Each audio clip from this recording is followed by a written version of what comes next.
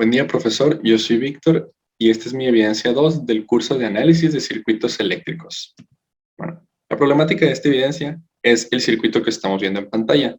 Consta de una fuente de voltaje, en este caso de 12 voltios, una fuente de corriente, que normalmente es de 2 amperes, y 3 resistencias, 2 de ellas de 6 ohms y una de ellas de 4 ohms. Y por último, 2 terminales en el circuito, A y B. Ahora, tenemos que las fuentes de corriente y la de voltaje están conectadas en paralelo.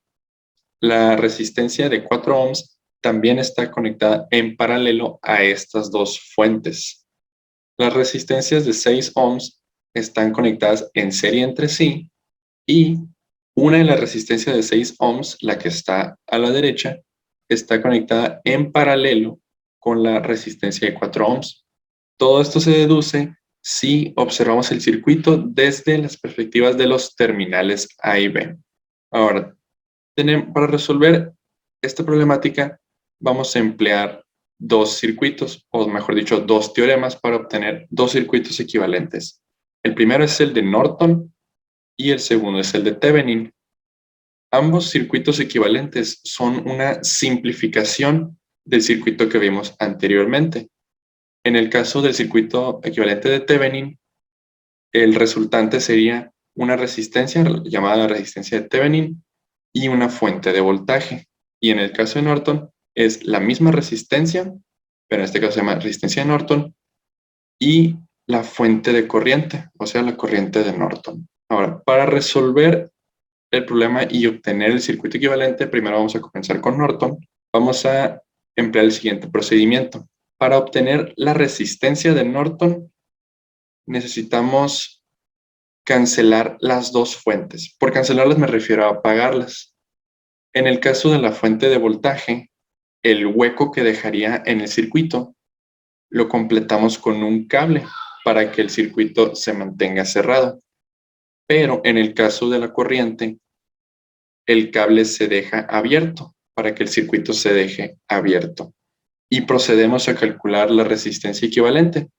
En el caso, primero vamos a empezar con las de 6 ohms, que como están en serie, simplemente se suman y obtenemos una resistencia equivalente de 12 ohms. Después, esa resistencia de 12 ohms la vamos a calcular en paralelo contra la de 4 ohms. En paralelo, de nuevo, viéndolo desde la perspectiva de los terminales A y B. Entonces, obtenemos que la resistencia equivalente es igual a 3 ohms.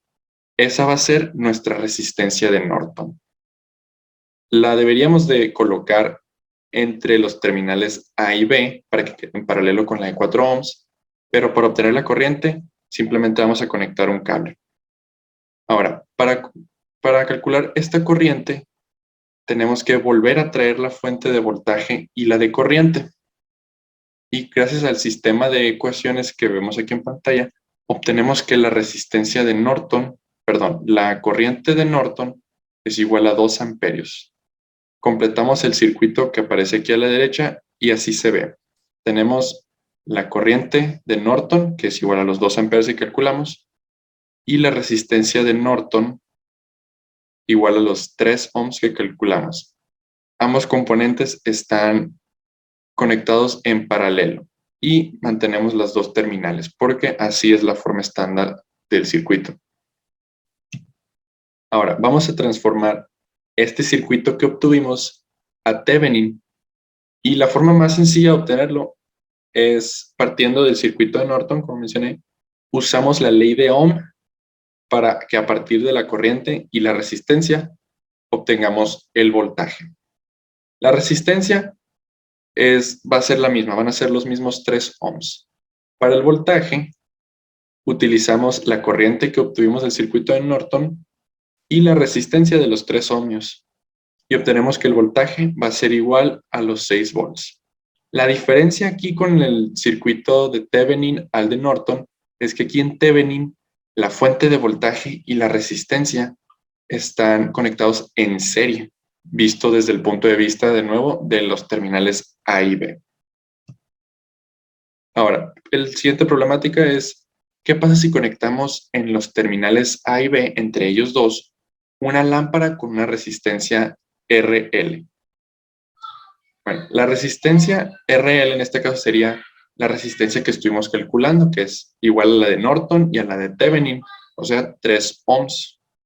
Utilizando la fórmula que tenemos aquí en pantalla, la potencia máxima que esta lámpara iba a desplegar serían 3 watts. Ahora, se nos presentaron otros dos valores para esta resistencia. Uno de ellos es 2 ohms y la otra es 4.5 ohms. Se nos preguntó cuál de estas dos resistencias daría la mayor cantidad de wattaje, o sea, cuál calentaría más. Utilizamos otra fórmula para obtener la potencia y el resultado es prácticamente igual. Los 4.5 ohms y los 2 ohms darían la misma salida de 2.88 watts. Es todo por mi parte. Gracias, profesor.